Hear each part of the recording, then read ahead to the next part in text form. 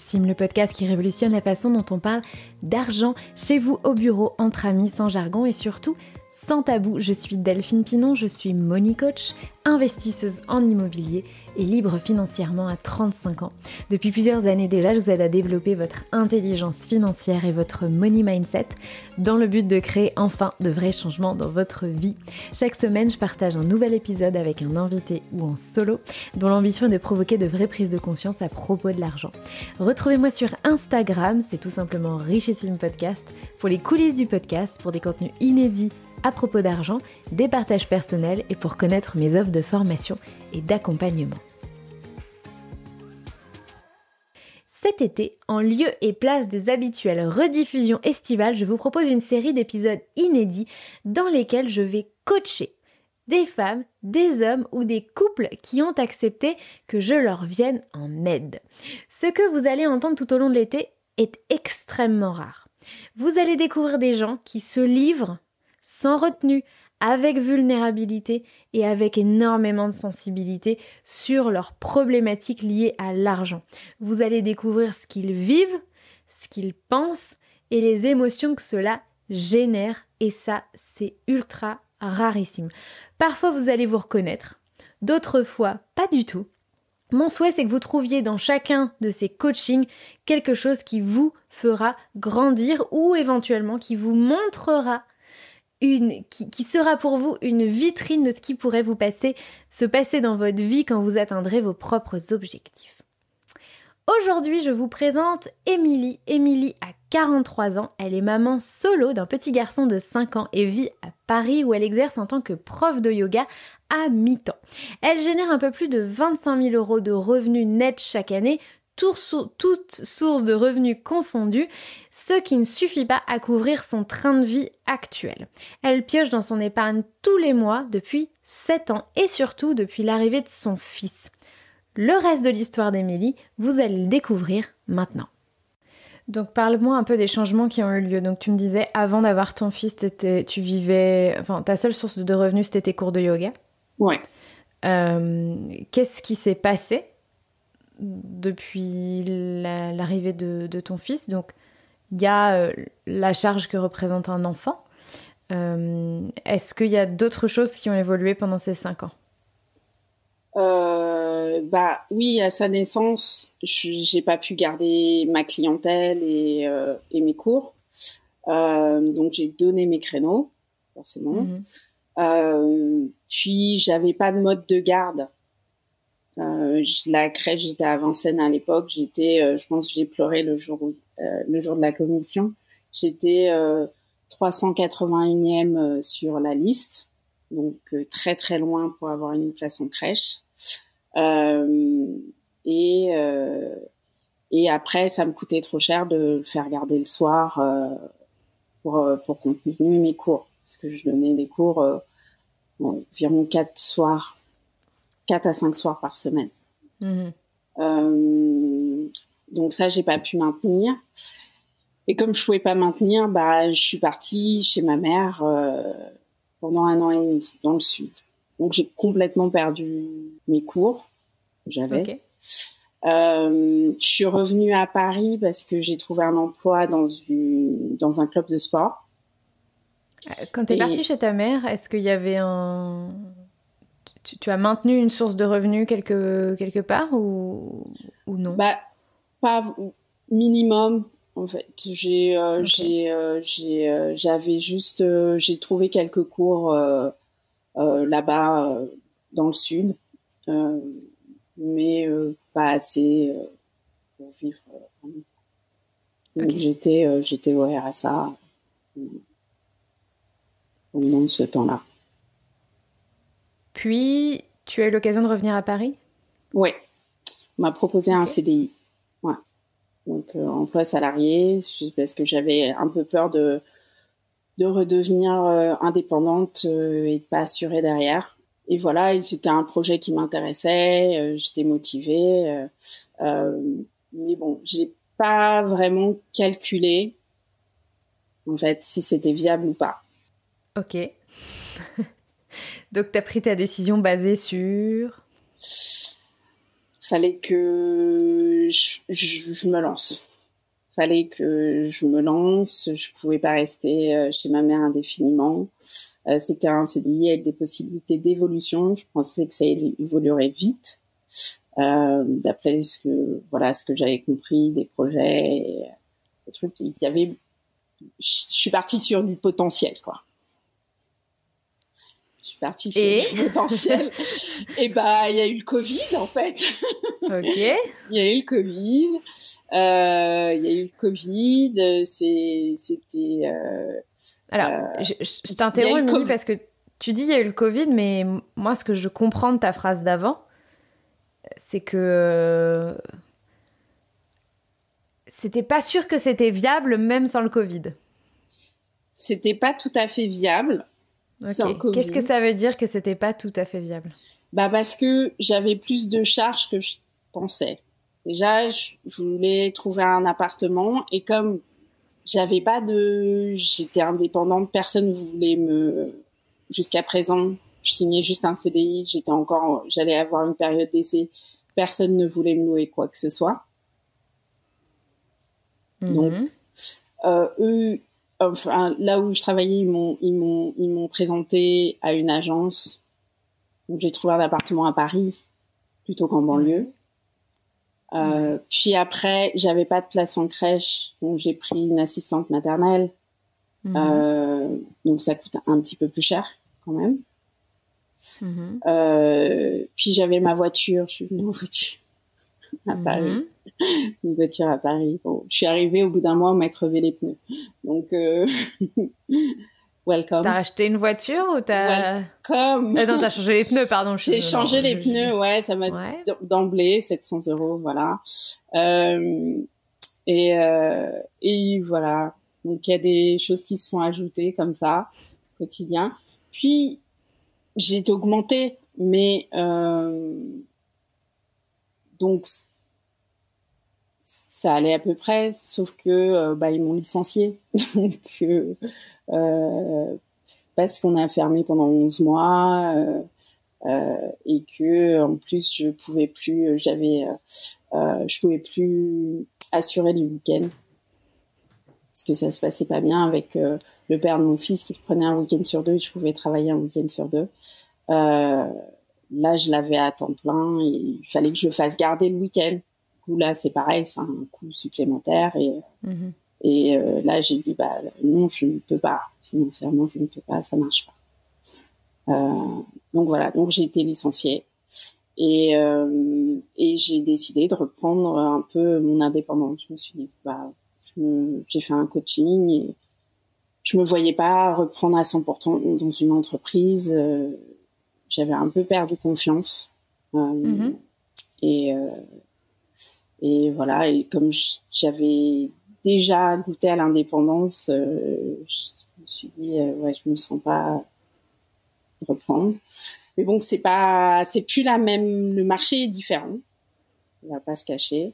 Là, j'ai encore vu un studio que j'aimais bien qui ferme en région parisienne. On voit tous les jours. Tout le monde pense que en ce moment, justement avec le Covid, les gens, voilà, et tout ce qu'on entend sur le burn-out, que les gens prennent soin d'eux, qui font du yoga, mais peut-être pas tant que ça. Ça n'a pas repris comme avant. Donc toi, ta situation actuelle, c'est 2 jours en CDI. Ouais.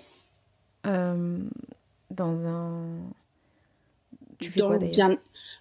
Alors, je suis wellness officer, et donc je donne des sessions de bien-être dans une entreprise aux clients et aux salariés. Ok. Et t'es toujours prof de yoga à côté? Oui. Et ça, plus les aides, c'est une rémunération d'à peu près 25 000 €. Ouais. Là, cette année. C'est ma première année. Ouais, c'est ma première année aussi de reprise vraiment d'activité. Okay. Arrêtons-nous un instant. Émilie me dit quasiment d'entrée de jeu, j'ai pas vraiment calculé si c'était viable ou pas, sous-entendu, de venir s'installer à Paris avec ce CDI en poche. Prendre une décision aussi importante sans valider les aspects financiers, c'est quelque chose de très courant. On pourrait croire que tout le monde achète une maison ou une voiture ou décide de louer un bien en faisant une analyse budgétaire, même succincte, mais pas du tout. Soit les gens ne prennent tout simplement pas le temps de le faire, ou alors ils sous-estiment les coûts cachés comme les assurances, l'entretien, les réparations et au final, vous vous retrouvez avec une belle maison ou une belle voiture mais des difficultés pour partir en vacances, pour mettre de l'épargne de côté ou vous passez votre vie à vous inquiéter à propos de l'argent. Dans le cas d'Émilie, notez comme elle rationalise sa décision en se disant qu'elle était en quelque sorte comme obligée de le faire parce qu'elle avait besoin de recommencer à travailler. Elle dit aussi des choses comme « personne ne voulait me louer quoi que ce soit ». Parfois, quand on se retrouve dans une situation financière difficile après avoir fait des choix peu judicieux, on met en place des stratégies internes pour rationaliser ces mêmes décisions et apaiser la culpabilité, la honte ou la frustration. Ici, Émilie se raconte qu'elle n'avait pas vraiment le choix de faire ce qu'elle a fait. C'est comme un mécanisme naturel de protection, mais ça l'empêche malheureusement de voir le cœur du problème et donc d'y apporter des solutions. Tu dis tout à l'heure que tu prends la décision de revenir sur Paris sans vraiment faire les calculs. Ouais. Là, est-ce que tu as fait les calculs sur ta situation actuelle, sur ce choix de faire 2 jours en CDI, le reste en prof de yoga en freelance Est-ce que tu as continué à faire à prendre ces décisions-là sur la base de tes intuitions, de tes envies, sur la base de quoi d'ailleurs je suis curieuse de savoir. Sur la base de quoi tu as pris cette nouvelle décision de vie? Sur la base de...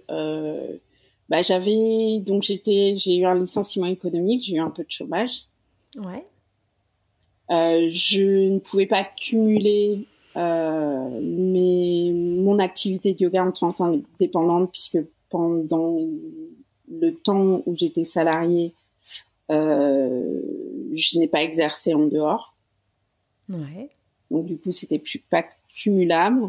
Donc je devais déduire tout ce que je gagnais de ton chômage. De mon chômage. Ouais. Ce qui était un peu compliqué. Donc, je me suis dit, je ne peux pas continuer. Enfin, il faut que j'arrête le chômage. Donc, il me faut plus d'heures.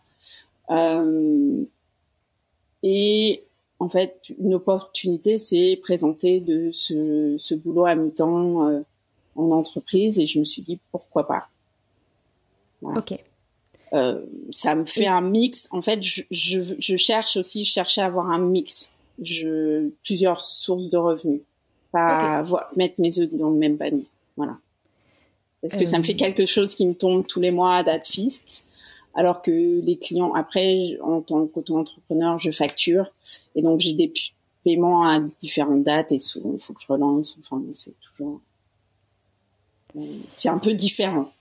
Tu dis que ça fait, du coup, 5 ans que tu rencontres des difficultés financières? Ouais. Qu'est-ce que tu as mis en place jusqu'à présent pour essayer de trouver des solutions à ce problème? Vous avez entendu, hein?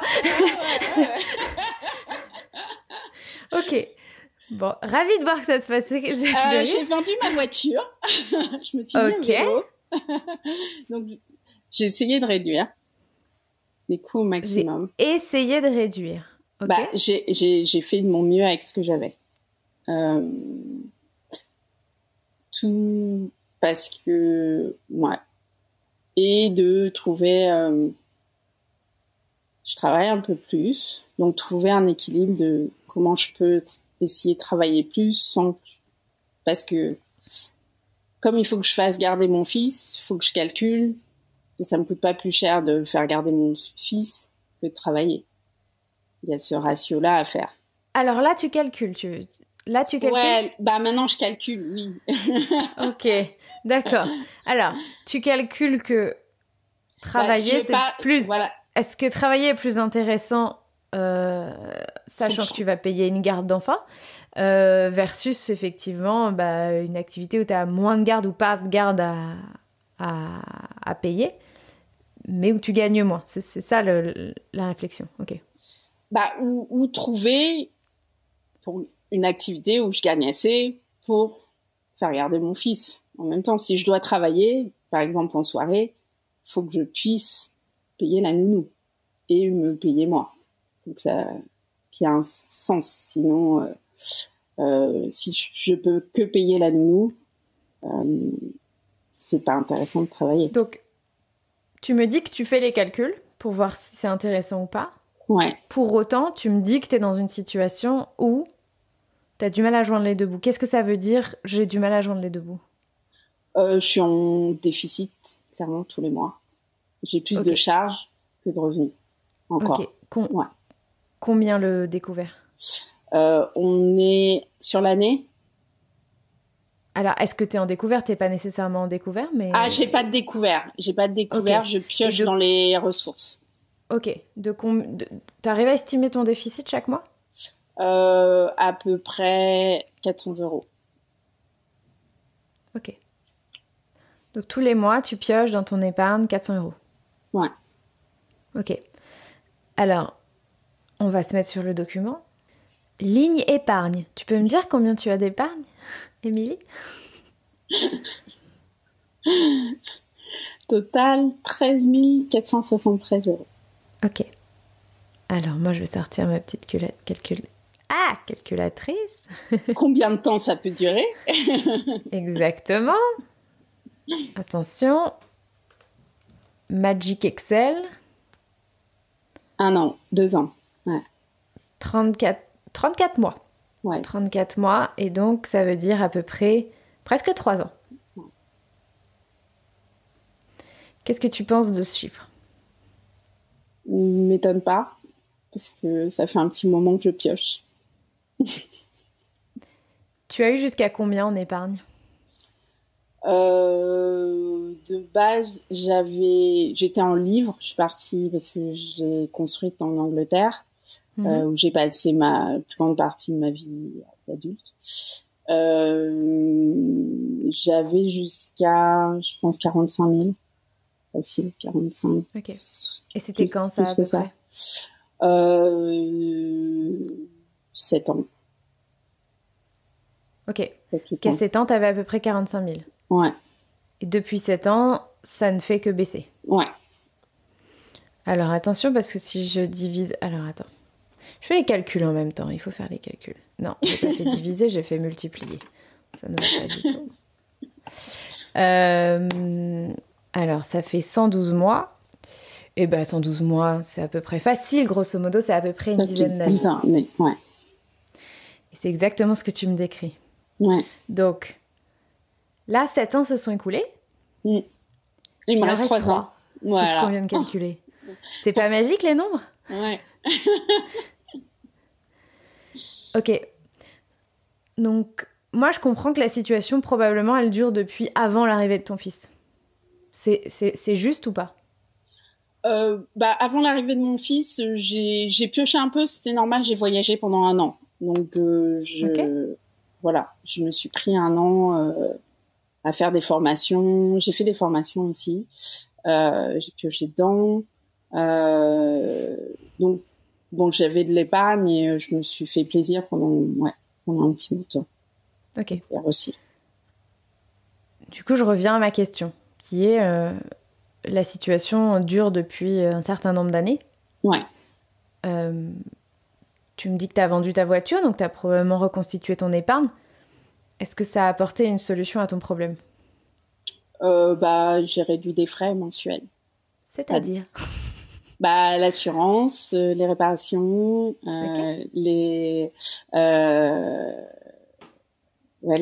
j'ai dit assurance, essence, essence et réparation. Ouais. Est-ce que ça t'a permis d'équilibrer tes revenus et tes charges? Pas encore, parce que quand j'étais salariée, ça allait, et donc j'ai vendu après parce que, d'une, j'avais plus l'utilité sur Paris, puis j'ai utilisé une partie de cet argent, de la vente de ma voiture, pour acheter un vélo électrique. Ok. Combien tu as vendu ta voiture? 8 000 et quelques. 8 000. Et combien t'a coûté le vélo? 4 000. Ok. Qu'est-ce que tu penses de ça? Le vélo, c'est bien. Oui, j'ai moins de frais mensuels. Mais c'est hyper... Enfin, c'était une bonne idée. Je reviens pas sur... Ok. Mais tu perds toujours 400 € par mois? Ouais, il n'y a pas que ça. J'ai un gros loyer par rapport à mes revenus. Je dépense 50% de mon salaire en loyer. Donc, je le laisse sous les yeux, je vois. Ouais. En fait, pour être plus précise, donc j'ai un tableau sous les yeux que tu as rempli avec tes dépenses. C'est un tableau c'est pas un tableau de budget, c'est un tableau qui permet d'analyser ta situation financière. Et donc c'est comme si c'était un grand récapitulatif géant de ta situation financière avec tes revenus et tes charges. C'est totalement différent de la façon dont je fais un budget. Mais c'est hyper intéressant pour analyser la situation financière. Et sur le ratio, il y a un chiffre qui est intéressant, ligne 28. Je t'ai demandé de le lire. Ce que représentent tes charges fixes par rapport à tes revenus, c'est quoi le chiffre? À 108%. Tu peux répéter? 108%. Ouais. Donc, Émilie, tu as des charges fixes qui représentent 108% de tes revenus. Ouais. Logique, puisqu'on s'est dit qu'effectivement... et voilà, ça rentrait pas dans les cases. Tu piochais... Oui, je confirme. Que tu piochais dans ton argent tous les mois.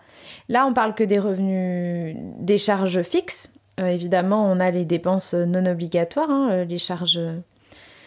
c'est pas fixe au sens où les montants sont tous les mêmes. Ça, c'est vraiment les dépenses obligatoires. Voilà, c'est ce que j'appelle... Donc là, c'est le ratio des dépenses obligatoires sur tes revenus. Et si on ajoute tes dépenses non obligatoires, elles sont de... 13%. Allez, on va arrondir. 14% de tes revenus. Donc en tout, tes dépenses, c'est 122% de tes revenus. Ce qui fait qu'annuellement, tu perds, comme on l'a dit, un peu plus de 5 000 €, 5 500 €, un peu plus de 400 € par mois. Tu as revendu ta voiture et quoi d'autre?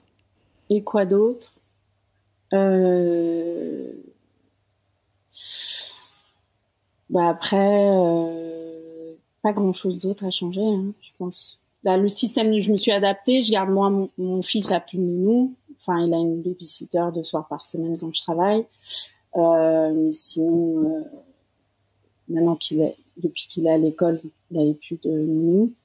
Donc ça, c'était une charge en moins aussi.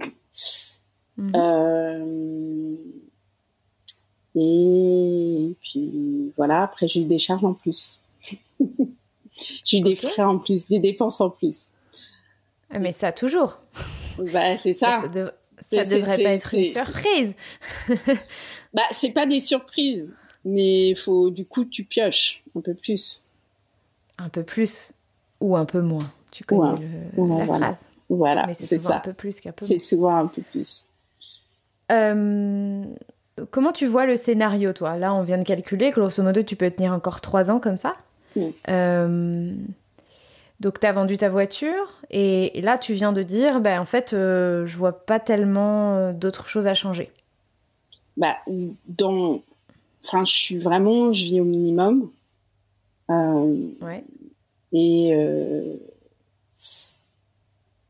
Et tant que je trouverai pas une solution au niveau du travail, pour moi, donc d'entrée d'argent, je vois pas comment je peux m'en sortir. Ok. Pour moi, c'est vraiment en termes d'entrée d'argent. Vous êtes peut-être surpris que Émilie vive sur ses économies depuis déjà 7 ans. Les solutions imaginées n'ont pas du tout résolu le problème de fond, c'est-à-dire faire en sorte qu'elle ne vive plus au-dessus de ses moyens au quotidien. C'est souvent ce qui se passe quand on garde une vision floue totalement flou des chiffres. Émilie perd plus de 400 € par mois, mais vendre sa voiture ne lui aurait pas permis de revenir à zéro. Mais ça, elle ne s'en est probablement pas rendue compte parce qu'elle ne prend aucune décision basée sur les chiffres. Si vous voulez trouver des solutions à vos problèmes, notamment aux problèmes d'argent, il vous faut être précis avec les chiffres. Et si vous ne savez pas comment faire ou tout simplement que vous cherchez de l'aide, vous pouvez rejoindre mon programme d'accompagnement ou vous inscrire pour un coaching privé. Pour toutes les infos, ça se passe sur coaching.richissime.net. Du coup, qu'est-ce que tu as mis en place pour essayer d'améliorer tes revenus ? Je vais essayer de changer ma façon de travailler parce que, en fait, mon problème, c'est si je ne travaille pas, je gagne pas d'argent. D'accord? Pour l'instant. La plupart des gens. Mais encore plus quand on est indépendant, Tout à fait. les jours où je ne travaille pas, j'ai pas d'entrée d'argent. Tout à fait. Voilà. Si je ne vais pas en cours, je suis pas payée pour le cours. Si le cours est annulé, je n'ai pas de revenus non plus. Donc, s'il n'y a pas assez d'élèves au cours, que le cours est annulé, c'est 0 pour moi. Donc, j'ai ce temps dans mon agenda et, voilà, c'est 0. Ok. Donc, les jours où, par exemple, il n'y a pas d'école, les jours où mon fils est malade, c'est des jours où j'ai soudainement pas de revenus. Donc j'aurais pu avoir un revenu, chaque année j'aurais pu avoir un revenu tout conséquent. Okay. Mais il faut que j'enlève tous les jours maladie, tous les jours de grève, tous les jours où la maîtresse est malade. Voilà. Ok, donc là tu réponds à la question, là tu me dis j'aurais pu avoir de meilleurs revenus, tu réponds pas à la question qu'est-ce que tu as fait pour jusqu'à présent pour augmenter tes revenus. Donc il faut que je change en fait la façon dont je travaille, ne plus être dépendante de moi, être présente sur un lieu. Ok. Donc la solution qui met du temps à se mettre en place, c'est d'avoir une présence en ligne. Donc, je travaille là-dessus en ce moment. Donc, changer, d'être moins dépendante de moi sur un lieu physique et plus faire des choses en ligne. Ça veut dire quoi, je travaille à faire il faut que je crée des vidéos, créer du contenu, créer un programme, créer... Ok, t'en es où de ça? J'ai une vidéo d'intro, je travaille, j'ai une ébauche de programme. Ça, avant, je vais me faire aider parce que c'est hyper concurrentiel, il faut que je trouve ma niche et seule dans ma tête, en fait, j'y arrive pas. On travaille quand même seul. Et il faut que je trouve ça pour me balancer, pour avoir des retours pour me stimuler un petit peu et me challenger et trouver la bonne niche. Ça coûte combien ça? Pour l'instant, le coach me coûte 240 € la séance. Il est où dans le tableau ce coach? Je suis pas sûre de le voir. Non, mais j'ai pas encore. J'en ai pris un. J'ai un coaching. J'ai pas besoin. Je vais voir de quoi j'ai besoin. Voilà, ok. T'en as pris un, mais tu me dis ça suffit pas. Non, je vais voir. J'ai pas encore mis tout ça en place. Ça commence. Je commence vraiment à me lancer. J'ai beaucoup de barrières sur lesquelles je travaille. J'ai eu d'autres soucis côté personnel cette année aussi qui m'ont pris énormément de temps. Donc j'ai pas pu me focaliser comme je voulais sur le pro. Et je peux pas être partout en fait. J'arrête pas de me flageller tout le temps parce que je ne peux pas être partout et tout faire. C'est pas facile d'être maman solo. Non. Mais c'est pas facile d'être maman solo et d'assumer seule la charge de son enfant. Ouais. Et en plus d'être entrepreneur et de vouloir monter un business. beaucoup de frustration parce que souvent je me dis faut que forcément je fasse des concessions, que ce soit pour mon fils ou pour le business. Et voilà, j'ai donné pas mal de temps à mon fils et je suis contente de l'avoir fait puisque je suis partie et que j'ai pu m'occuper de lui. Mais voilà, faut que je me laisse aussi le temps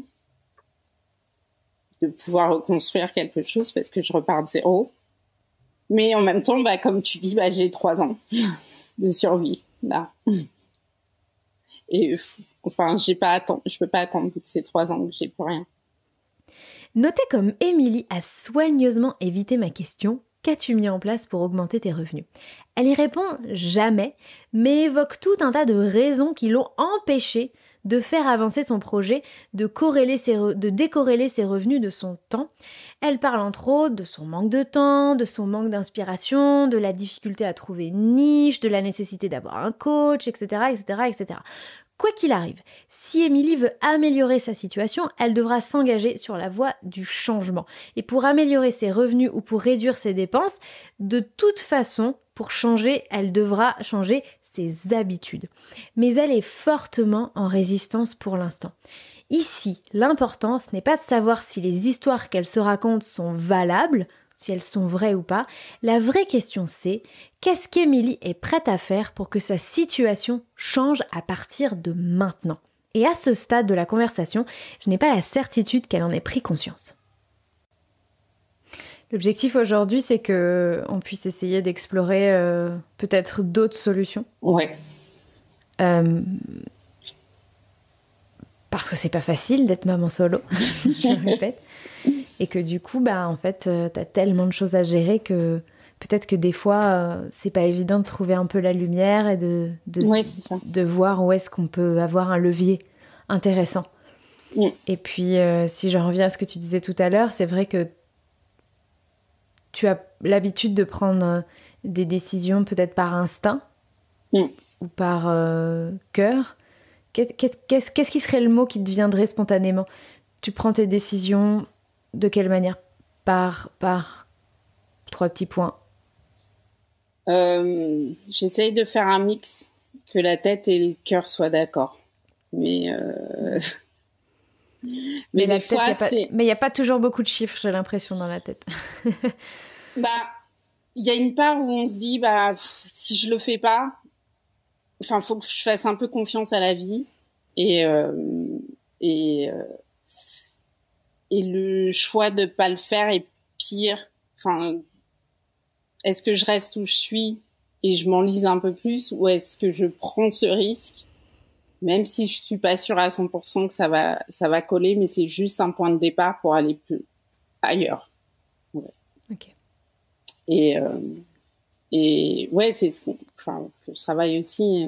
Il y a toujours une part de moi qui me retient aussi, donc je vais pas forcément à fond dans le faire confiance à la vie. Ça fait combien de temps que tu as ce projet de lancer des cours en ligne ? J'y pense depuis au moins 4 ans. Ok. Donc ça a mûri. Je me sens prête.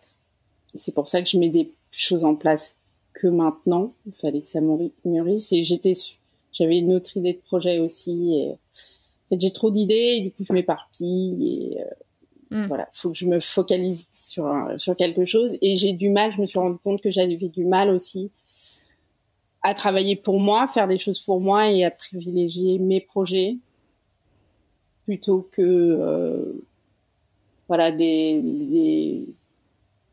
du travail que je fais, pour lequel je suis payée, où j'ai un contrat, ou voilà. Ouais. Et c'est plus facile de travailler pour les autres que pour soi. Est-ce que c'est juste d'imaginer que ça fait déjà donc 4 ans que l'idée est là. Ouais. 4 ans qu'elle a germé, qu'elle a mûri. Il y a quelques actions qui ont été posées.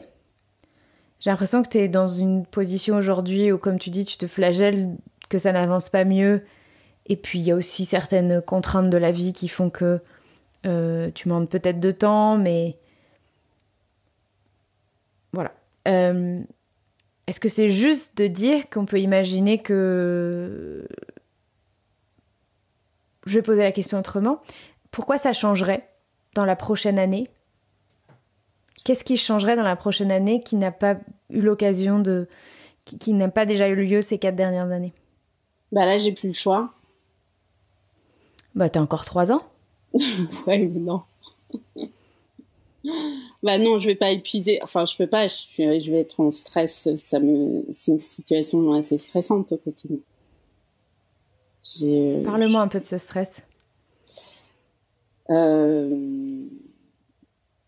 le stress de regarder le compte en banque alors qu'avant, je gérais très bien mes comptes et que ça me... c'était pas un souci quand il n'y avait pas de souci.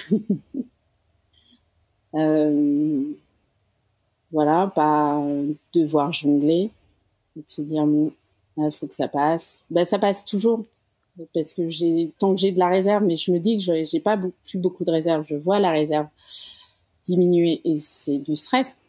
Se dire il arrive quoi que ce soit, comment je fais et que j'ai la vie de quelqu'un. C'est pas pareil quand on est seul. Quand la vie de quelqu'un dépend de soi et de son activité entièrement, je peux pas me planter. Ok. Qu'est-ce que tu vas faire ? Là, tu te donnes combien de temps pour lancer quelque chose qui te génère des revenus ? Je me laisse jusqu'à octobre pour lancer un truc. Là, j'ai l'été. Alors, j'ai l'été okay. Parce que j'ai moins de cours. Tu te laisses combien de temps pour que ça génère des revenus et combien ? J'ai pas pensé à ça. Ah, mais oui. Parce que dès que je me mets des deadlines, ça me stresse énormément. Sans blague.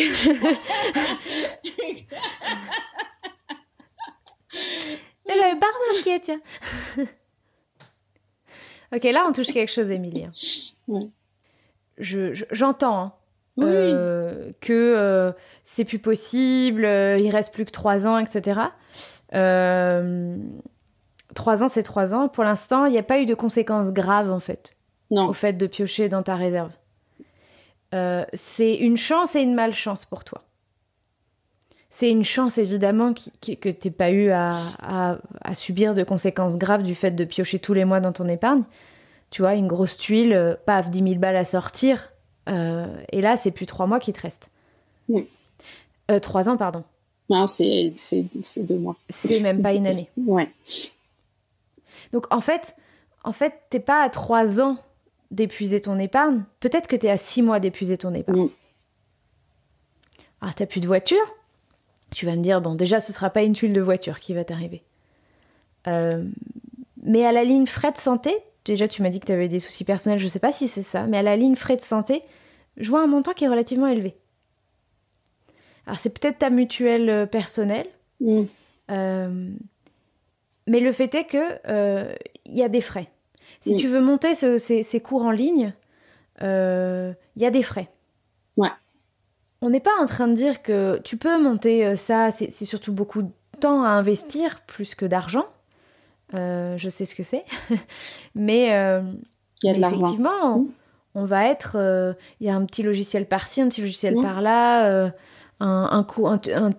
petite formation qu'on achète pour pouvoir faire des meilleurs réels sur Instagram, l'outil qu'on achète pour faire des sous-titrages, j'en sais rien, quoi ou qu'est-ce, tu vois.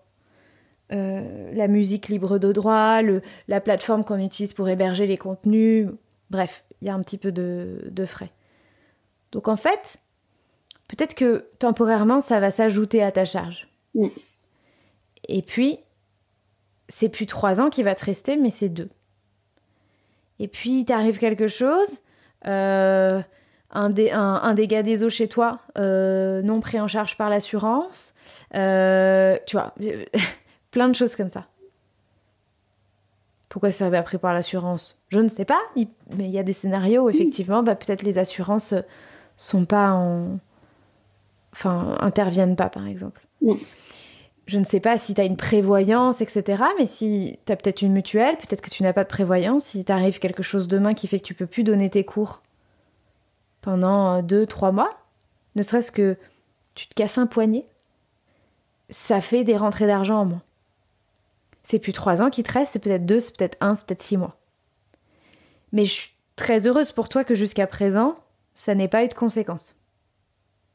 Mais aujourd'hui, ces 3 ans, demain, si tu fais des économies, ça peut être 4. Demain, si t'arrive une tuile, ça peut être 6 mois.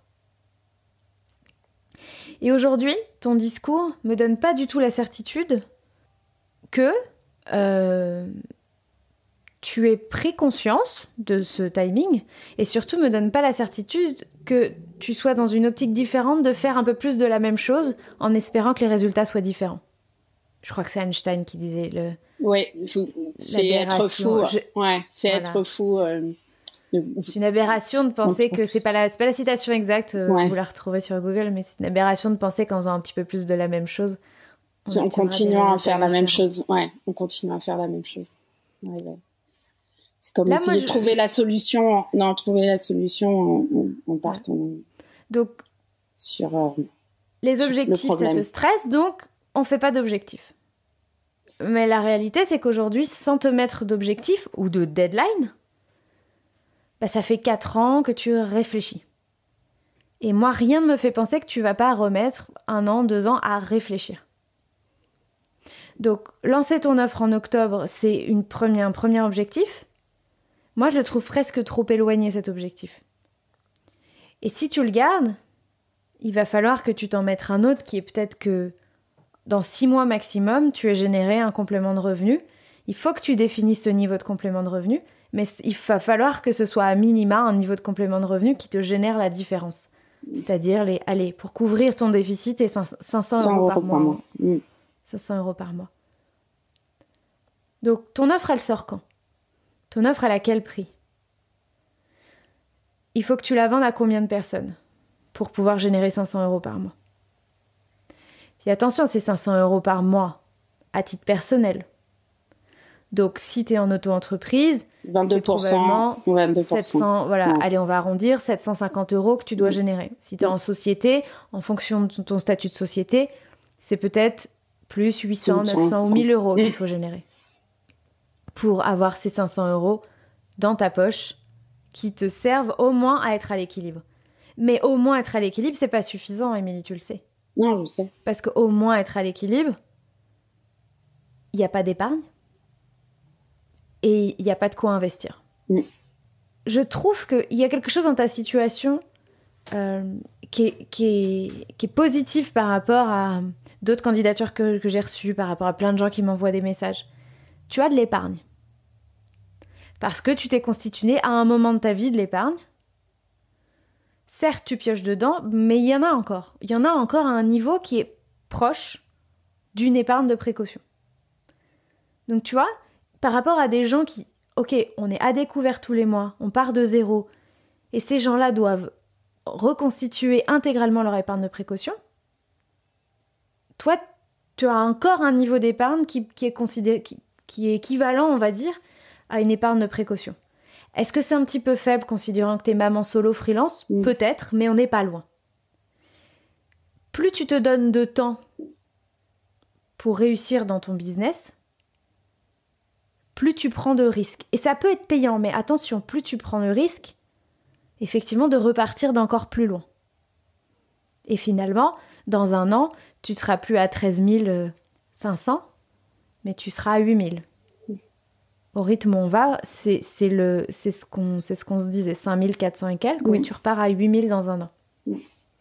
Plus les frais que tu auras eu en supplément pour lancer ton business, et peut-être qu'on est à 7 500 ou à 7 000 sur l'année. Ça n'a plus la même gueule. Là, on est quasiment... En fait, tu auras quasiment divisé ton épargne par 2 en 1 an. Est-ce que tu as conscience de ça ? Est-ce que tu avais conscience de ça ? J'ai conscience de ça, mais c'est pas pareil de se l'entendre dire. Ok. Comment tu te sens ? Qu'est-ce que ça te fait de te l'entendre dire, justement ? Ça me donne un peu un coup de pied aux fesses. Ça me met face à une réalité qui est ce qu'elle est. Et Et aussi, c'est vrai que j'étais inquiète, je suis inquiète sans être vraiment inquiète, comme tu dis, comme tu l'as ressenti. Et que je repousse aussi parce que je sais que ça va entraîner des frais et que j'ai pas envie. Enfin, je me dis, je peux pas, faut que je fasse exactement les bons choix parce qu'il faut pas que je me plante dans l'argent que je vais y mettre. Parce que je sais ce que ça va coûter, enfin à peu près. Les plateformes, j'ai déjà regardé, même pour faire des vidéos, les montages, tout, c'est beaucoup de temps que je suis limitée, à moins de travailler la nuit. Mais voilà, va falloir qu'à un moment donné, enfin là, en fait, c'est pas à un moment donné, il faut que là, je fasse les choix pour y arriver. Parce que justement, faut que je me rende compte voilà, comme tu dis, il n'y a pas j'ai pas tant de marge que ça. Ok.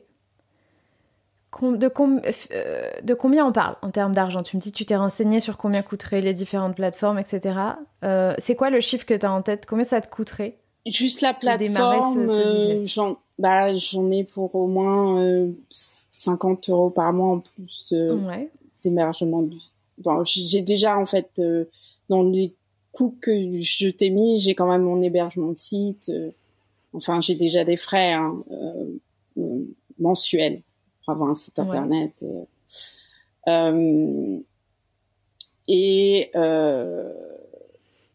Et après, c'est surtout en termes de temps.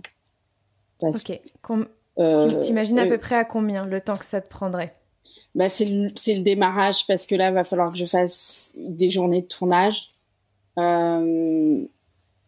de la chance qu'on puisse me prêter du matériel. J'ai trouvé maintenant.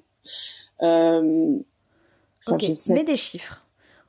Parlons en chiffres. Combien de jours de tournage tu penses avoir besoin?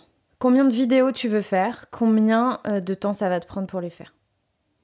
Je compte au moins 3 jours de tournage pour faire. Combien de vidéos tu veux faire? Je veux faire pour commencer, il me faudrait au moins 6 vidéos. Ok, c'est des vidéos de combien de temps? Ça varie entre 10 et 30 minutes. Ok, c'est quoi? C'est des cours que tu veux enregistrer, c'est ça? Ouais. Et après,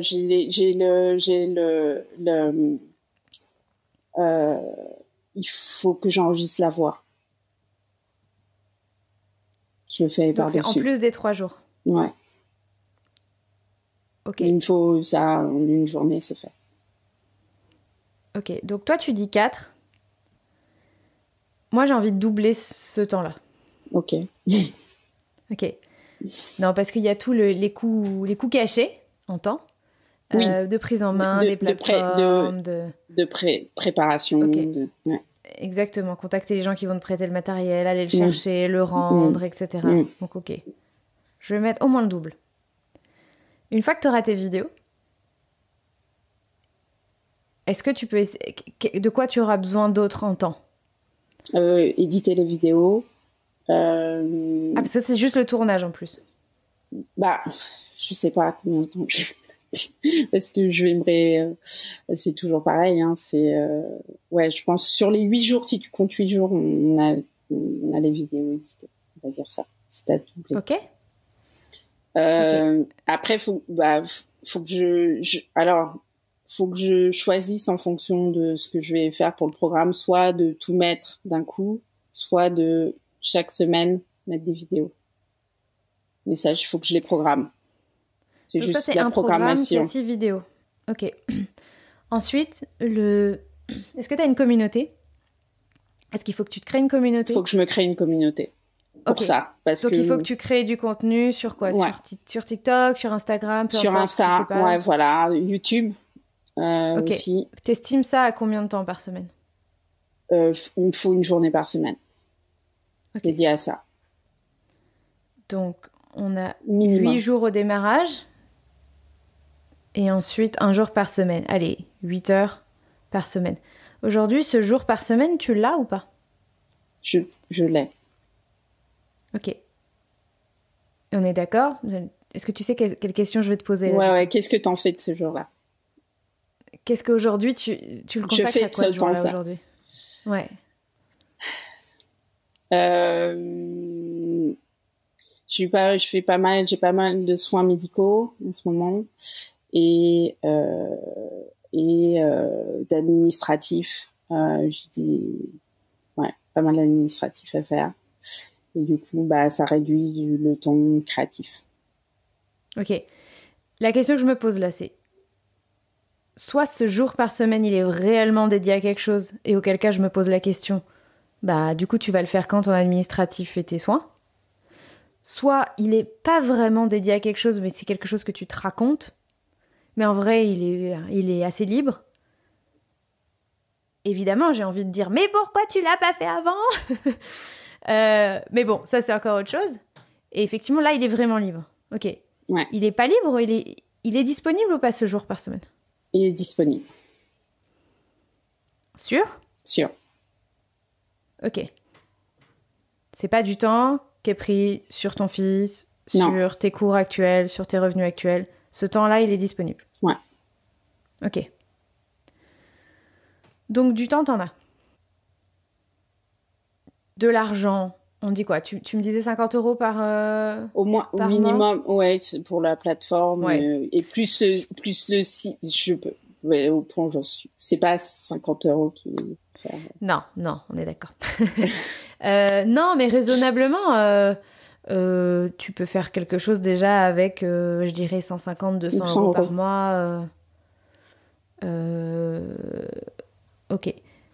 En étant évidemment consciente, mais ça, je pense que tu en as conscience, que ces 200 € par mois, effectivement, ils vont augmenter ton déficit. Donc, ils vont réduire le temps que tu as de disponible. C'est ce qu'on disait. En fait, c'est tes 3 ans, ils vont vite se transformer en 1.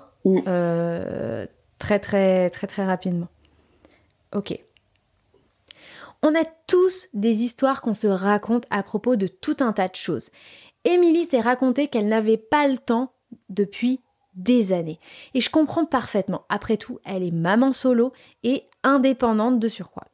Mais le temps comme l'argent, ce sont des ressources qui doivent s'arbitrer.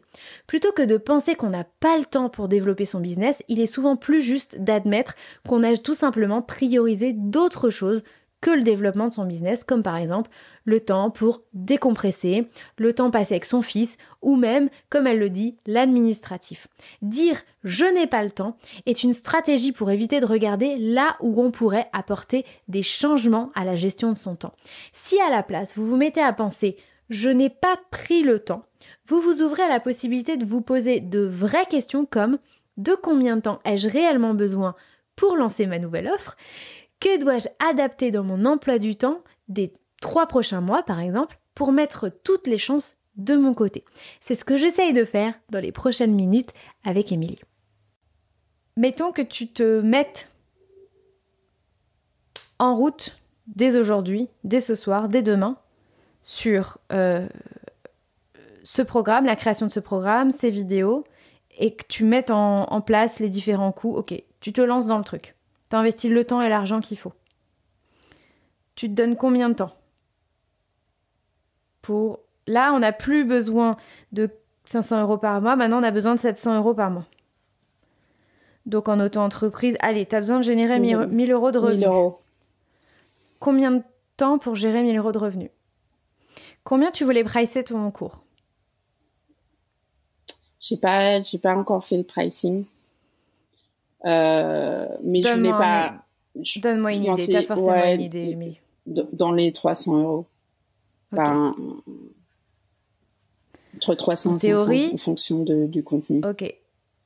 En théorie, si t'en vends 3 dans le mois, t'as fait ton chiffre. Ça te paraît atteignable? Moyennement atteignable? Difficilement atteignable?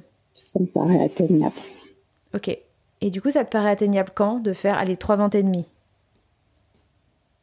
Ça sert, en fait, 3 ventes et demie, non, c'est 3 ou 4.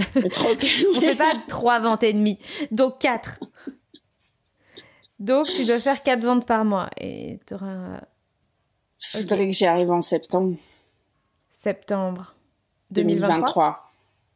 Ok, donc déjà, on n'est plus sur un lancement de ton offre en octobre 2023. Non, faut que ça soit lancé plus tard, mais je veux. Enfin, il faudrait que je lance avant que puis on peut lancer avant d'être prêt ou pas. Donc, soit c'est 4 ventes par mois, ou alors éventuellement, si tu fais un lancement en septembre ou en octobre, il faut que tu aies fait, par exemple, ton chiffre pour l'année. Ouais. Jusqu'à la fin de l'année, c'est-à-dire 16 ventes. 16 ventes. Ouais. Et là, ça te fait ton chiffre jusqu'à la fin de l'année. Ça te paraît comment, ça? Bah, pas énorme. Enfin, je me dis que c'est possible. Je me dis que c'est possible. Ok. On est bien d'accord qu'évidemment, si tu le vends à 150, c'est 32 ventes qu'il faut faire, etc. Oui. Donc là, on fait des hypothèses. Ouais. Mais faire des hypothèses, ça permet de se mettre dans le concret. Ok. Du coup, est-ce que jusqu'à quand tu te donnes pour faire... On repart sur notre 1 200 euros par mois. Tu veux les faire dès le mois de septembre. En gros, tu veux faire un lancement qui te met à 1 000 euros par mois ou à 16 000 euros jusqu'à la fin de l'année. Ouais. Ok. Mais ça va être un lancement à 16 000 euros. Jusqu'à la fin... Non, c'est pas 16 000 euros, c'est 16 ventes. 16 ventes. 16 ventes. Ouais, 16 000 euros. 4 000... Non, 5 000 du coup. 5 000 euros. 4 008, pardon. 4 800 euros. Et donc, ça te demandera d'investir, allez, 8 à 10 jours pour créer le contenu, plus une journée par semaine. Il faudrait quasiment que tu commences maintenant à faire la promotion, parce que si tu commences une fois que le programme il est fini, c'est pas la peine. T'as pris du retard. Ouais. Donc, effectivement, jusqu'à septembre, on les a à nos 10 semaines. 10 à 12 semaines pendant lesquelles, effectivement, il y a du coup 2 jours par semaine, un pour tourner, un pour commencer la promotion, qui doivent être consacrés à tout ça. On a dit que t'avais un jour par semaine, mais est-ce que t'as 2 jours par semaine?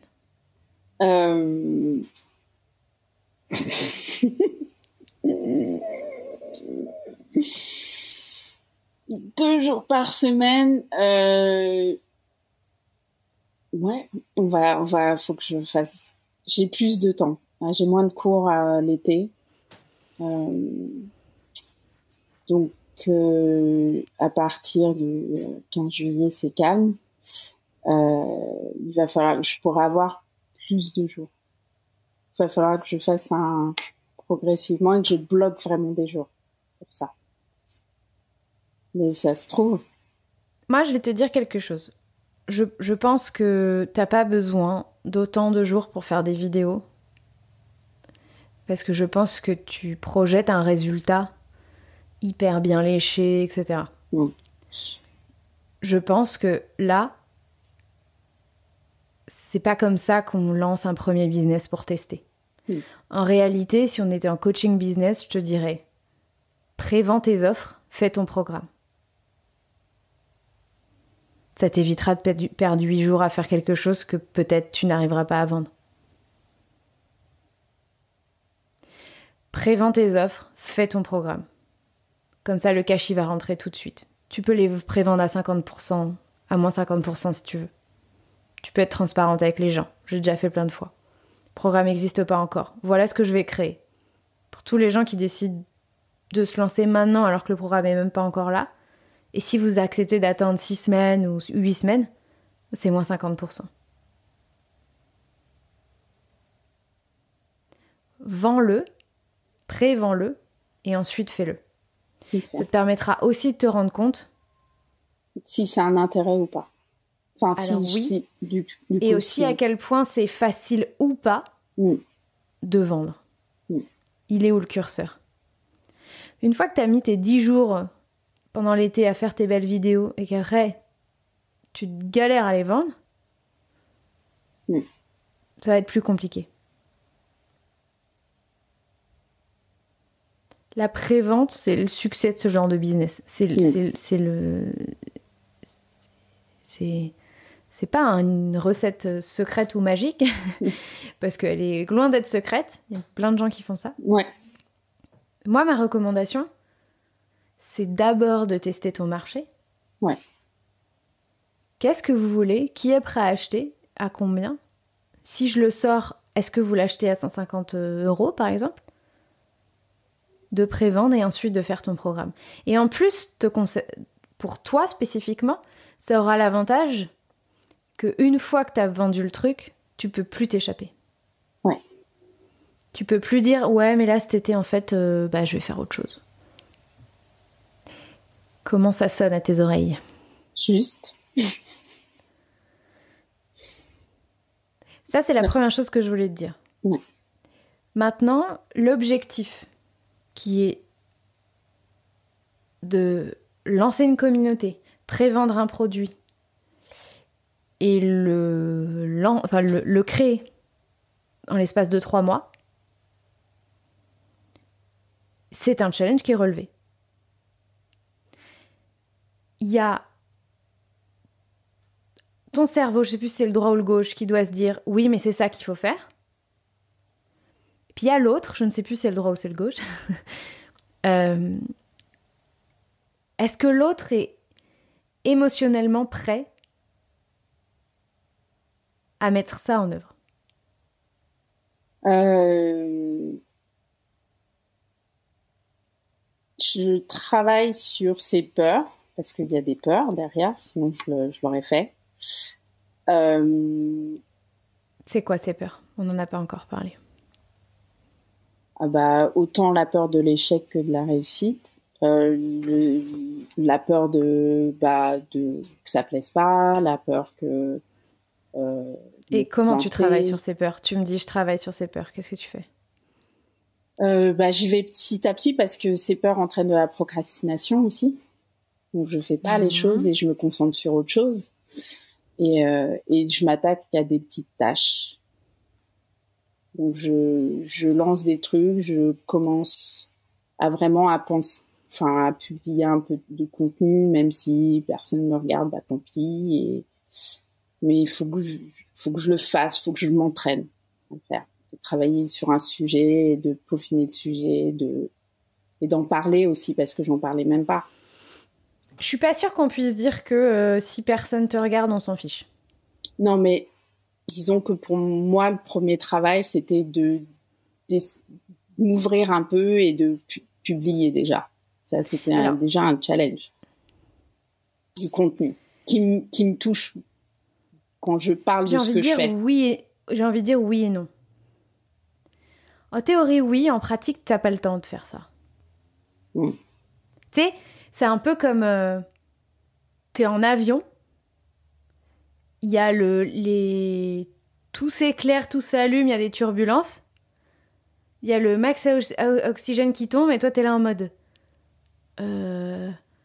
Mais là, j'ai peur, il va falloir que je m'habitue progressivement à cette peur parce que en fait j'ai peur de mal mettre le masque et du coup j'ai peur d'être en déficit et puis alors attends parce que si je boucle pas bien mon gilet de sauvetage peut-être que ça va être froid et j'ai peur du froid et peut-être que de toute façon on va tous mourir avant et en fait effectivement l'avion s'est écrasé et t'as toujours pas mis ton masque. Ouais, mais il s'est écrasé. C'est pas faux. je pense que tu m'as compris.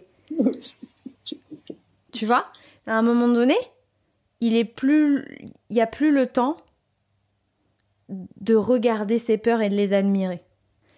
Je te dis ça parce que je sens, et tu me dis si je me trompe, tu me dis si ça résonne, parce que je sens que c'est pas vraiment des peurs.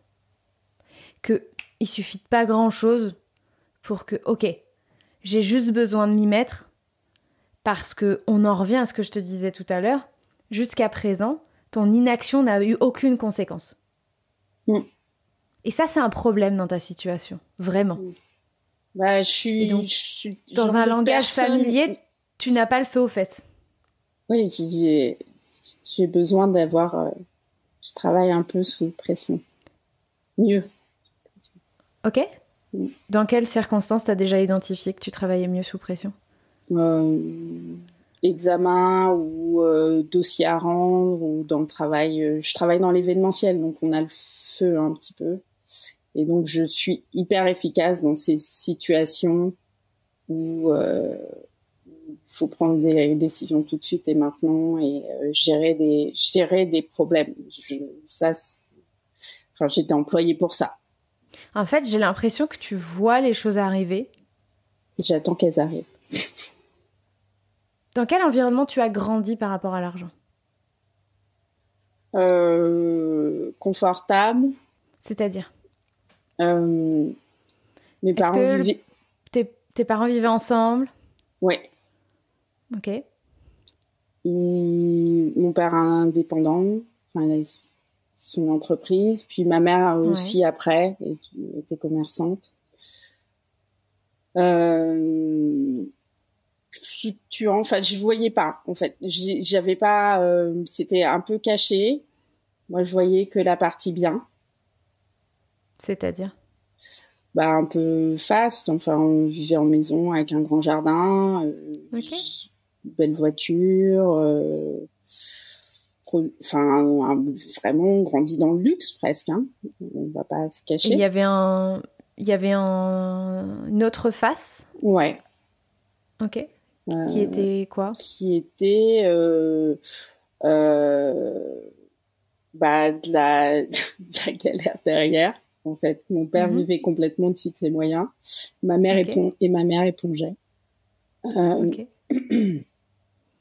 Il a vu, par exemple, moi j'ai ce souci avec l'argent que, du coup, j'ai l'impression que l'argent peut disparaître. Donc, peu importe la situation, c'est pas. Et en même temps, ça revient. Enfin, c'est quelque chose qui va et qui vient. À quel moment tu t'es rendu compte que, en fait,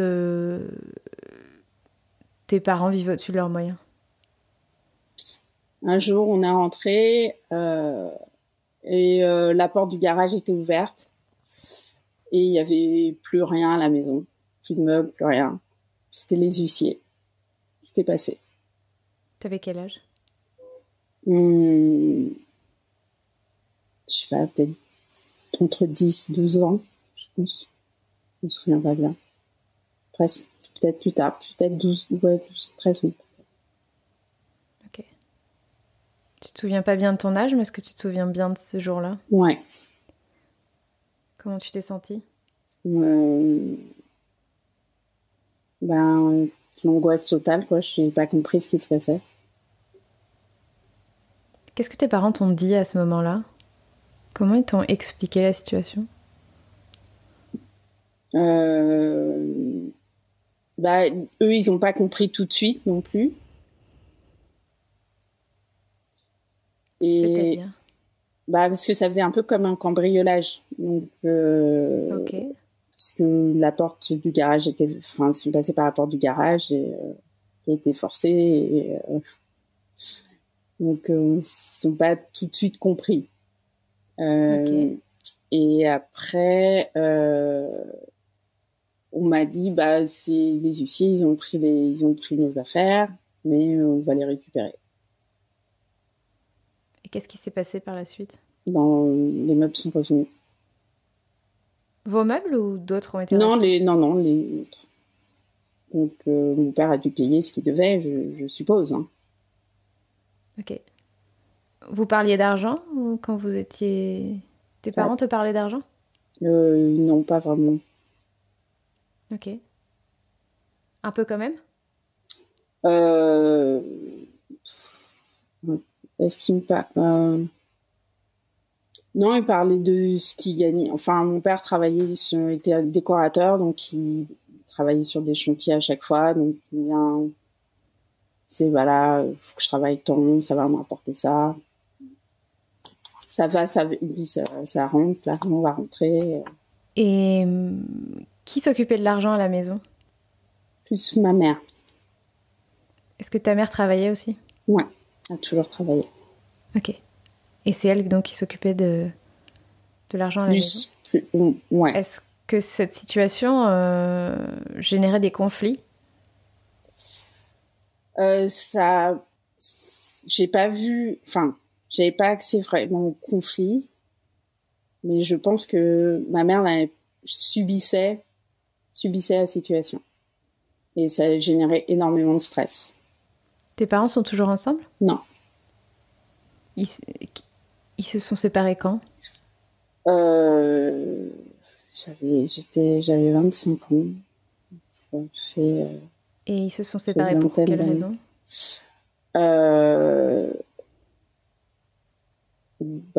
Ça faisait un moment que ça n'allait plus.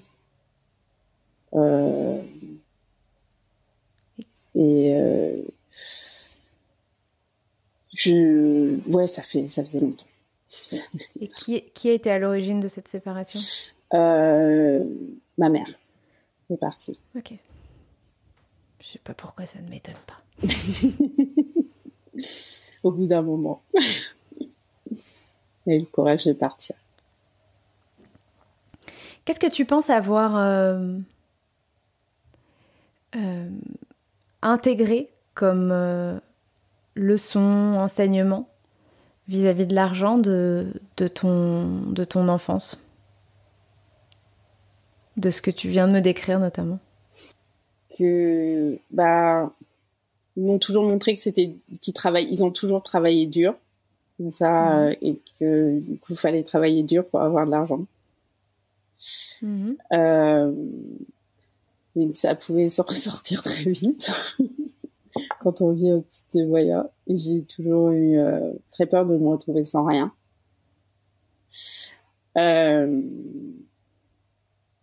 Parce que on peut se retrouver sans rien. Donc c'était important pour moi d'avoir de l'épargne. Et ce que je comprends pas, c'est mon père a jamais voulu être propriétaire. C'était pas dans son schéma. Il a toujours refusé. Donc ils ont dépensé tellement d'argent dans des loyers.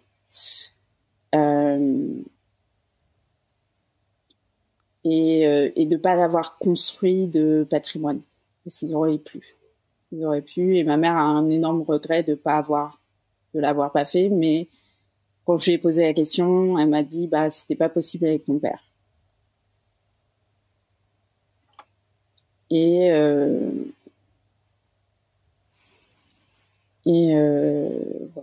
Donc je sais pas. Après, ça a créé, j'ai toujours une insécurité par rapport à ça. Et en même temps, j'ai toujours eu du travail jusqu'à ces dernières années où c'est vraiment plus difficile depuis que j'ai mon fils. Mais par exemple, mes années à Londres, on peut perdre un emploi. C'est un peu comme aux États-Unis. On peut perdre son emploi, on n'a pas d'assurance chômage, on n'a rien. J'ai jamais douté de ma capacité à être bien et à trouver du travail et à pouvoir vivre. Parce que c'est ce que ton père t'a toujours montré. Ouais. Il faut parfois creuser profond pour trouver les trésors de notre enfance. Dans le cas d'Émilie, elle commence en disant qu'elle a eu une enfance confortable. Puis en creusant, on découvre que sa famille vivait au-dessus de ses moyens et que même les huissiers sont venus chercher les meubles.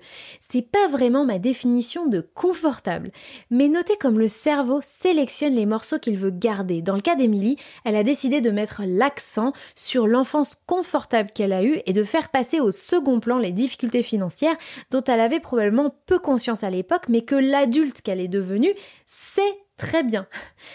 Il est fort probable qu'avec l'argent, Émilie ait adopté cette même stratégie, cette habitude de mettre les potentielles difficultés financières au second plan de sa vie, même si cela inclut de se voiler la face.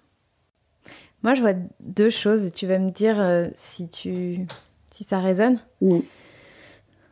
La première, c'est que on s'en sort toujours. Ouais.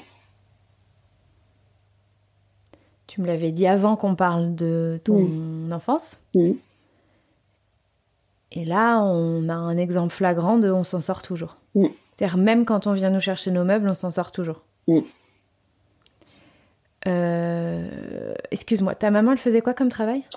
Elle était vendeuse, enfin responsable de boutique après, et elle a été commerçante, elle a eu son magasin. Ok, donc elle a été à la fois salariée et aussi elle a été indépendante. Okay. Ouais.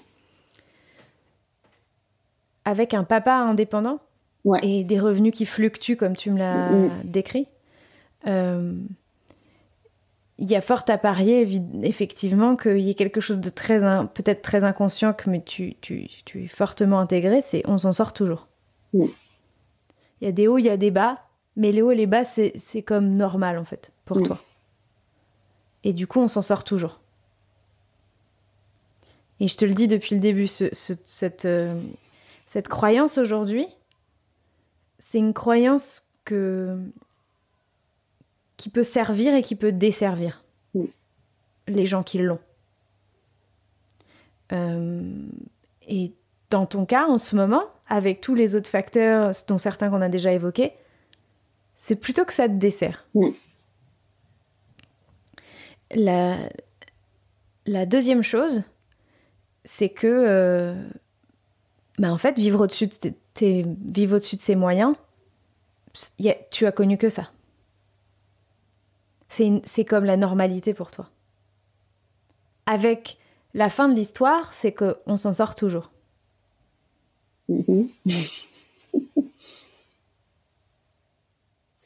Ouais, donc c'est un stress familier. Je me crée parce que j'étais très bien quand je gagnais bien ma vie et que je gérais très bien et je mettais de côté et ça s'est arrêté. Et ça s'est arrêté. Mais c'est pas grave parce qu'on s'en sort toujours.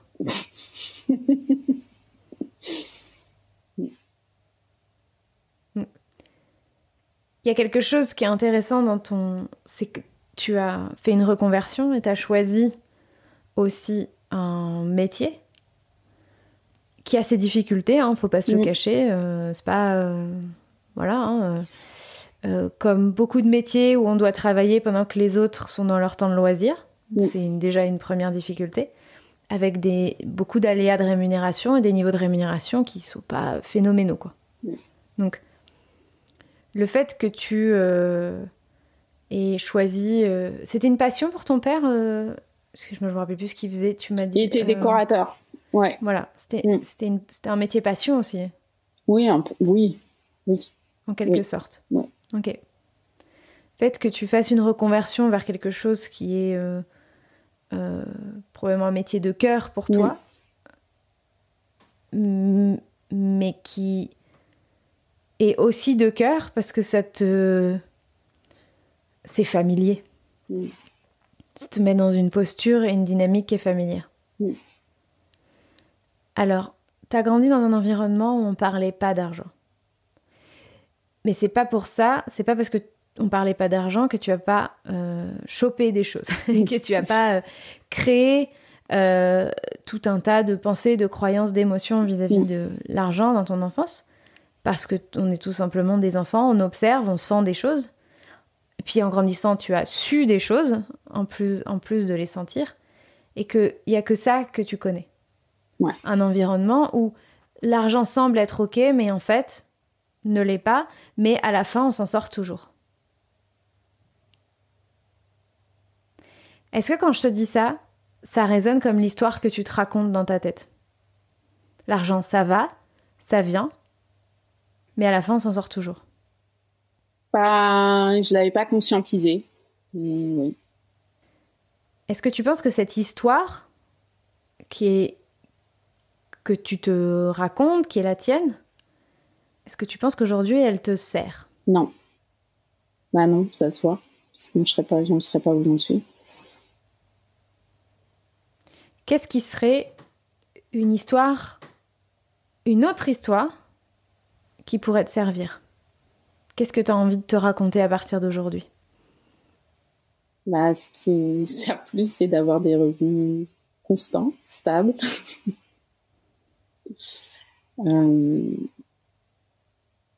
Et surtout, pouvoir prévoir.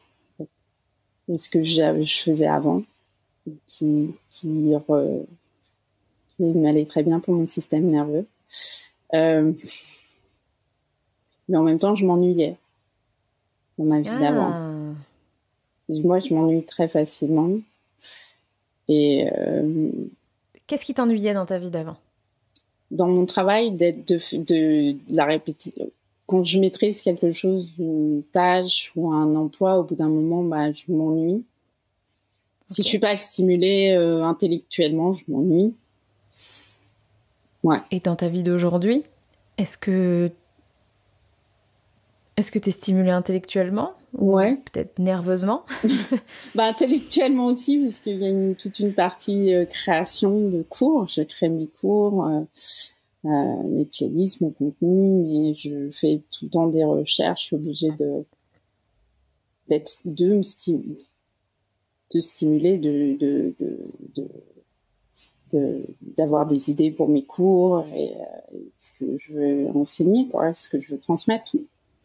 Donc, oui, ce qui est intéressant, c'est que quand je viens d'évoquer quel serait un autre scénario possible, une autre histoire possible, tu me ramènes à ta vie d'avant. Ouais. Donc, il y a deux options. Il y a deux options pour toi. Il y a celle dans laquelle tu es aujourd'hui et une autre que tu connais déjà, que tu as l'impression d'avoir explorée et qui t'a pas plu. Ouais. Il faut une troisième voie, la troisième voie. Voilà, ouais. Parce que là, tu m'as dit, ok, donc il me faut des revenus stables, etc. J'ai vu tout de suite sur ta tête, c'était marqué, mais ça, c'est trop chiant. Ah oui, donc, ok, d'accord, il me faut des revenus stables, tu veux dire comme tout le monde, Delphine, quoi.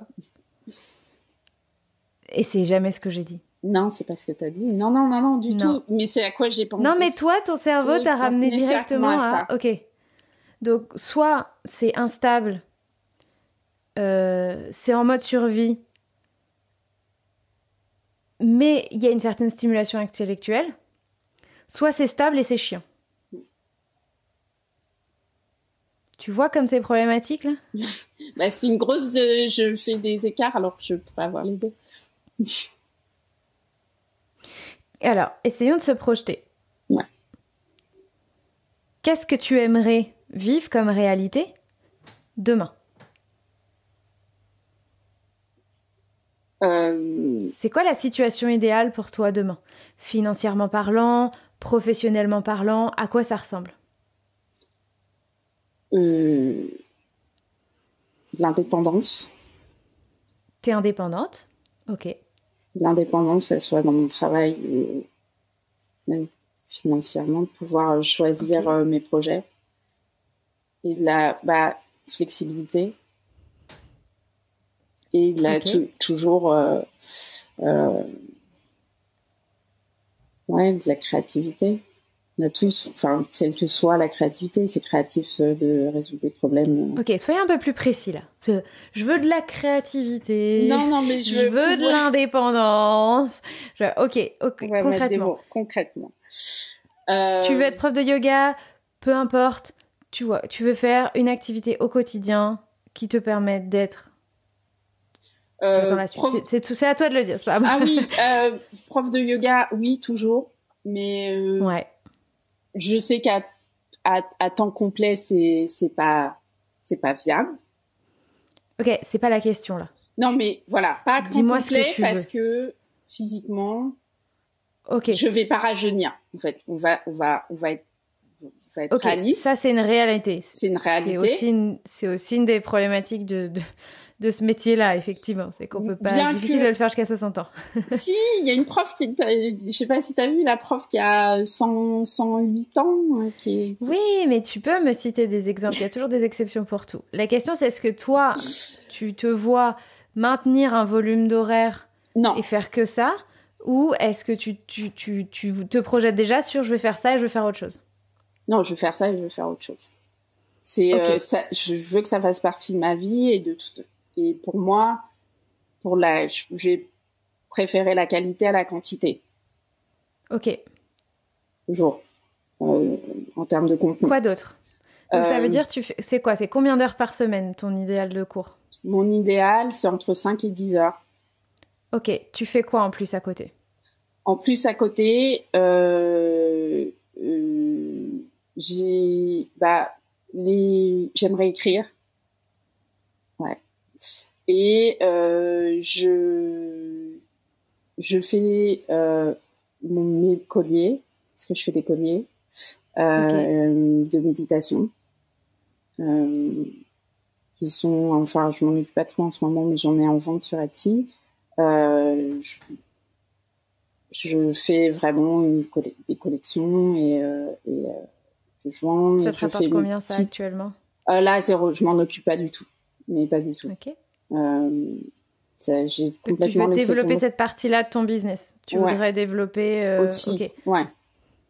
Ça soit un autre business et ça, faudra que je développe. Faut que je quelque chose à la fois, pareil. Mais ça créativement et ça me plaît, ça me plaît pas de faire force. Enfin, ça me plaît. Et j'ai des idées dans ce domaine-là aussi. J'adore les pierres et c'est un truc. Et développer aussi, je pense, avec l'expérience et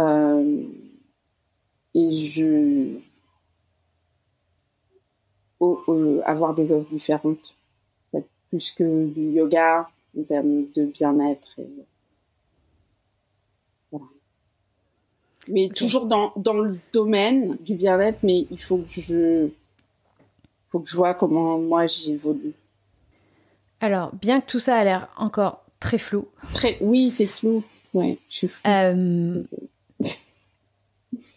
C'est quoi le revenu qui correspondrait à cette projection? Le revenu idéal qui correspondrait à cette projection? Un revenu idéal, idéalement, enfin, à moyen terme, c'est-à-dire,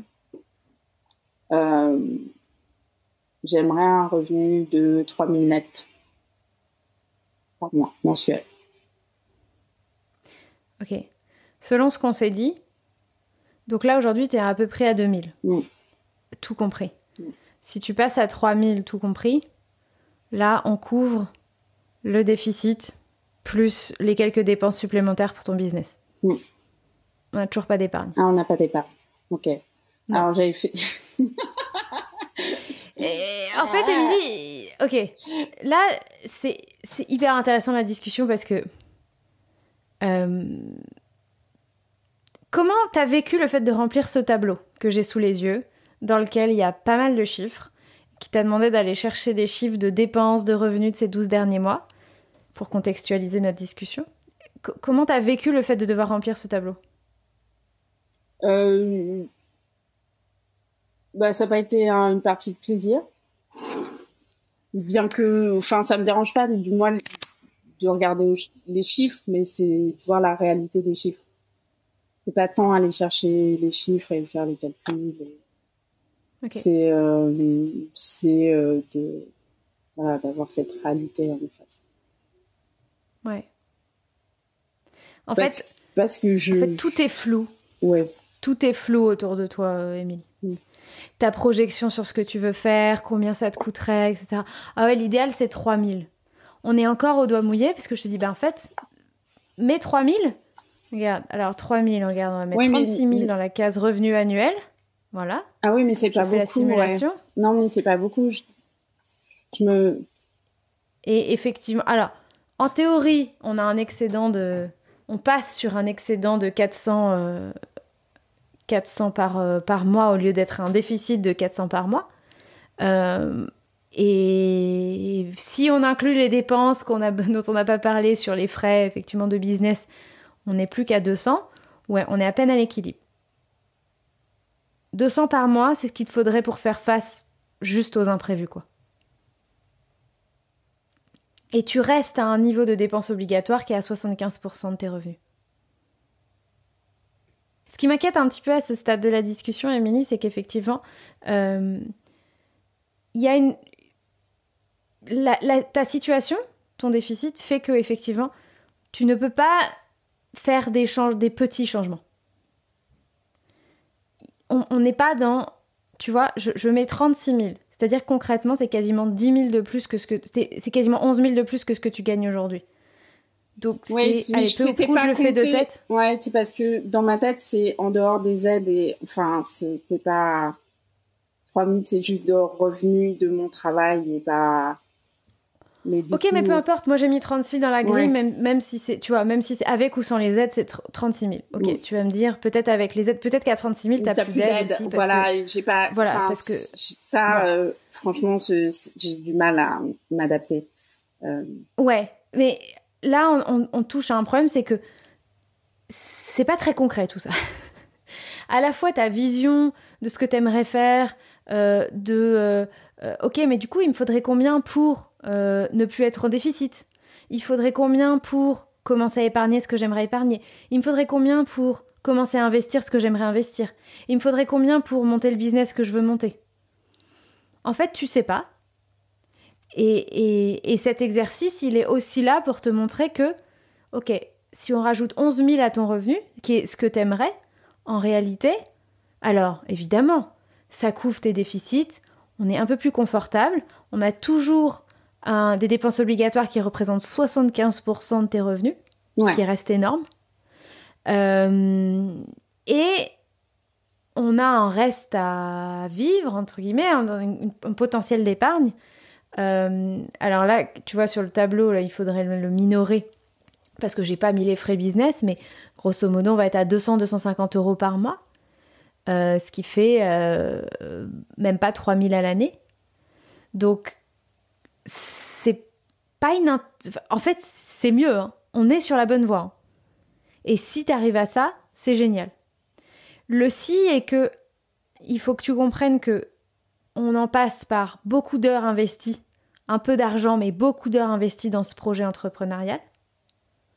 Et je veux que tu te rendes compte que ce temps investi, il va juste te remettre à flot. Si toutefois, effectivement, tu arrives à l'objectif. Et nous, on était à un objectif qui était... Oui, c'était à peu près ça. On était à peu près à l'objectif qui te ferait passer à 36 000. Vous voyez comme le flou autour des chiffres, mais aussi autour des objectifs, entretient le statu quo. Peut-être que vous le vivez aussi dans votre vie. Quand les objectifs sont flous, que vous ne connaissez pas vos chiffres de revenus, de dépenses et ce qui est nécessaire pour accomplir ce que vous voulez accomplir dans la vie, vous avez la recette pour ne rien accomplir du tout. C'est ce que j'appelle le mode pilote automatique. Vous ne donnez aucune direction à votre vie, donc vous ne donnez aucune direction à votre argent.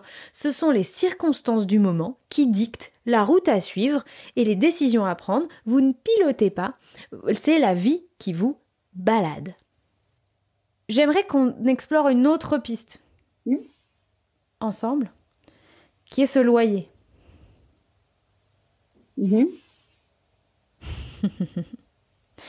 Aujourd'hui, tu as un loyer qui représente 50% de tes charges. Qu'est-ce que tu en penses? Ah bah c'est mon problème principal. Parce que je sais que c'est par rapport à mes revenus, c'est trop élevé. Tu vis dans quel... Donc tu vis dans Paris? Je suis dans le 12e. Quelle surface? 40 mètres carrés. Ok. Je peux pas faire. Donc combien de pièces pour ça? 2 pièces. Ok. J'imagine que tu n'aspires pas à rester dans un 2 pièces toute ta vie avec ton fils. Non. Ok. Quelle solution pour toi?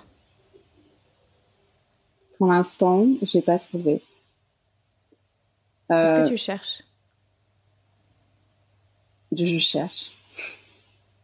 Enfin, tu as le droit de me dire non, je cherche pas activement. Hein, je regarde et je me rends compte des loyers et déjà c'est pas cher pour Paris ce que je paye, c'est pas énorme. Et du coup tout ce que, enfin, je sais que ça engage de quitter Paris. Et aujourd'hui, en fait, il y a tout mon système qui s'écroule. Si je quitte Paris, je ne peux plus maintenir les cours que j'ai et voilà ce que j'ai de calé pour l'instant. Combien coûterait un T3 du coup dans Paris? On est à 1006 à peu près. Donc si tu gagnes 36 000, je peux pas avoir un T3. ok. Ah donc, non, c'est vraiment... Non. Alors là, en fait, tout ce que je t'ai dit avec mon travail d'indépendante, si je suis complètement indépendante, je n'ai pas besoin d'être à Paris. Indépendante, c'est-à-dire si tu vis complètement de ton business en ligne. De mon business en ligne et de cours que je peux faire après. Après, je peux faire plus des stages et des choses ponctuelles qui n'ont pas besoin d'être à Paris, où je peux venir à Paris ponctuellement. Ok. Je n'ai pas besoin de vivre à Paris sur le plan, sur ce que j'aimerais faire. J'ai pas besoin de vivre à Paris. Ok. Donc, quel est le plan pour développer ces activités en dehors de Paris? Le programme en ligne. C'est ma base. Ok. On en revient à l'objectif de départ. Est-ce que tu es prête à t'y tenir du coup? Parce que là, on est sur une solution. Ouais. On est sur une solution qui est ambitieuse mais qui est viable. Mm. On est juste sur une solution qui n'avait pas de chiffres, pas de projection, pas de réalité, qui maintenant en a une, mais qui a une deadline qui est relativement courte. Ouais. Est-ce que tu te sens OK avec ce projet-là? Je me sens OK avec ce projet-là. OK. Du coup, si je te demande de me donner des nouvelles dans 2 semaines, qu'est-ce que tu peux avoir mis en place dans 2 semaines déjà?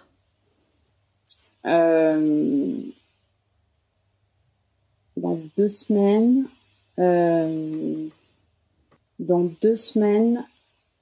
je peux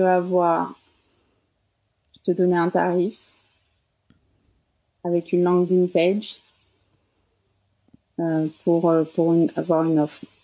Je peux t'avoir une offre dans 2 semaines prête.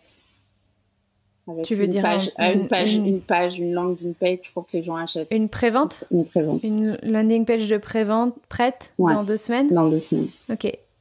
Et ta date de lancement des préventes, ça serait quand? Du coup, 3 semaines. Oui. Ok. À la suite de notre coaching, Émilie m'a envoyé le message suivant. Je tiens à te remercier pour ton coaching d'hier soir. Tu m'as vraiment poussée dans mes retranchements. J'ai été à la fois surprise et mise devant une évidence que ma croyance sur l'argent, à savoir que quoi qu'il se passe, on s'en sort toujours financièrement, était la source de mes problèmes financiers. Malgré le stress de ne pas couvrir mes charges tous les mois, je reste dans ma zone de confort et je ne me mets pas assez la pression pour sortir de ma situation. Alors que plus le temps passe, plus vite celle-ci se dégrade. Je vois maintenant que je reproduis ce que j'ai connu pendant mon enfance et je n'ai pas envie de transmettre cela à mon fils. Tu m'as vraiment fait prendre conscience de ce problème et je t'en remercie. Tu m'as également challengé pour que je prenne les choses en main et passe enfin à l'action. Nous avons donc conclu un deal et je me suis engagée à préparer une landing page pour la prévente de mon programme en ligne et de lancer les préventes d'ici 3 semaines. Je te recontacte donc le 5 juillet pour te donner des nouvelles. Merci d'avoir écouté l'épisode jusqu'au bout. Il est parfois difficile de prendre du recul sur sa propre situation, de voir les opportunités au lieu de buter sur les obstacles, d'identifier ses croyances, de les transformer, d'identifier les schémas qui se répètent ou encore d'abandonner toutes ces croyances et ces schémas pour en adopter d'autres qui nous serviront davantage. Le podcast est un outil formidable pour commencer à découvrir et comprendre votre propre psychologie de l'argent. Mais si vous voulez aller plus loin, vous pouvez aussi rejoindre mon programme ou vous inscrire à un coaching privé. Ça se passe sur coaching.richissime.net. Je répète, coaching.richissime.net. Je vous retrouve très bientôt pour un nouvel épisode de l'été. D'ici là, prenez soin de vous et de vos finances. Ciao, bye bye.